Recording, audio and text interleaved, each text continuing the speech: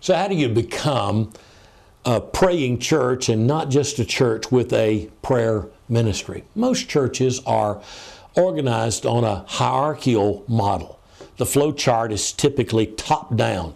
The senior pastor is at the top, and then staff and business director, and then department leaders and the congregation. It's kind of like a pyramid.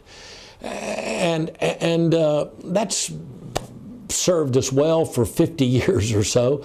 100 of these charts are simultaneously different and yet the same. And we're not only organized hierarchically, but we're also organized departmentally.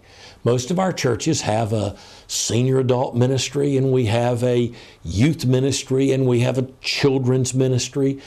And we may have a men's ministry and a women's ministry and a singles ministry, and we've got all these different departments. But here's the problem. Where in the Bible does it tell us to have youth ministry? Or buy a van for our senior adults to go to Gatlinburg, even though all of us want to make that trip with them? Or where does it say, for that matter, we're to build a gym for youth ministry, or all those things? Let me be argumentative for a moment. My concern is that Christ didn't die for us to have the best Christmas pageant in town. We've organized the church on sociological lines. And yet, if we do these wonderful good things, who's against a great men's ministry or a place for kids can come and play who are safe? Nobody's against that. These things, however, are parallel to godly purposes at best. And in some cases, they may be completely peripheral. I fearfully suggest that we're well on our way to reforming the church into a Christian social club. If we're not careful, all of our departmental activities will degenerate into wonderful, enriching social activities conducted in an atmosphere of Christian grace, while we have a full, demanding schedule in a building that's well utilized. We will not be accomplishing the biblically stated mission of the church. Will not be the culture-changing instrument of God that pushes the darkness back and calls men into light. That's what we want to be. We want to be a house of prayer for the nations. Let me ask you something. Do you have a director of prayer ministries? Do you have a prayer department in your church? I hope you're starting one. Do you have a director of evangelism? Do you have a director of discipleship? The problem is that prayer and evangelism and discipleship can't be departments, because this represents the essence of what Christ has called you to do. Now, I'm not suggesting for a moment that we stop working with youth and children and men and women and singles and senior adults. No. I am suggesting, however, a completely different approach, that we move to what you might call a matrix approach that refuses to allow good activities to displace the mission of the church, the very purpose for which we were established. So here's what let's do. Let's mess with the senior pastor and the leadership first. Let's take them from the top and move them to the bottom. Why? Because the first have to be last and the greatest have to be a servant. Let's take all the departments in the church and let's let them continue to do what they're doing, minister to people. Then let's take prayer, evangelism, discipleship, and let's not make it a department. Let's make it about our vision and our mission. And let's have whoever is responsible for prayer and evangelism and discipleship, let's have those individuals working with the youth pastor and the children's pastor and the senior adult pastor and every other pastor. Here's what we would do.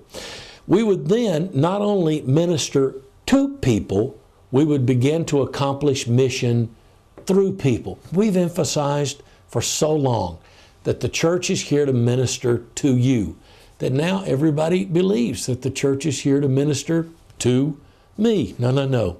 The church is here to minister to us, to get us healthy enough so that mission can be accomplished through us. So what you want is for prayer to penetrate every department of the church, as should evangelism, as should discipleship, until the young people become praying young people.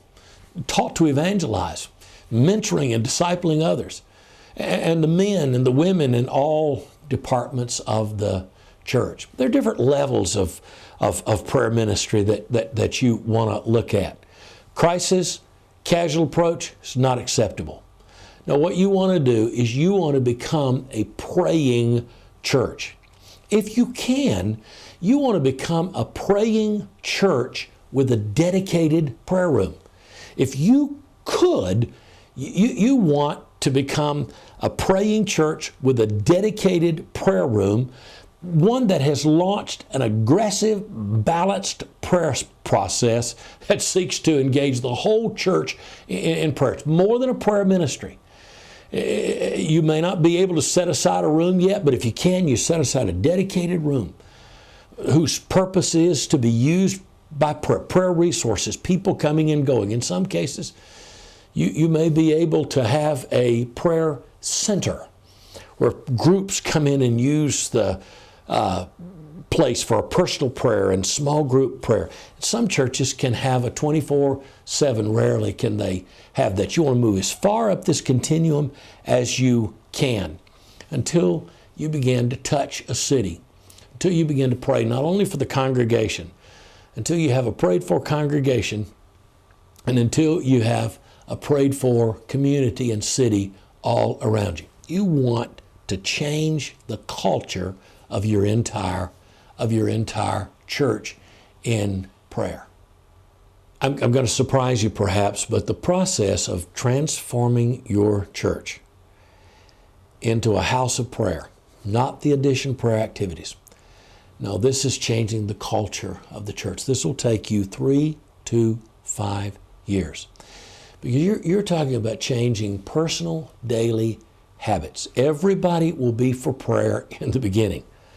But when the newness of that idea wears away, sheer determination will be needed by a devout group of prayer leaders to see that process pursued. This is why these early meetings of thinking and praying and considering together are so very, very important. You have to change the culture of the church. You have to change the daily disciplines of members, and that is quite an undertaking. What we're going to be talking about here is what we call the 4-dimensional model of local church prayer ministry. You cannot have a praying church without praying homes. Jesus, in fact, warned against the Pharisee model of public prayer without private prayer. It's fruitless. And on the other hand, you will never have a prayerless church if you have praying homes and people who are praying every day. What you want to do is change the very culture of your prayer ministry. God bless you.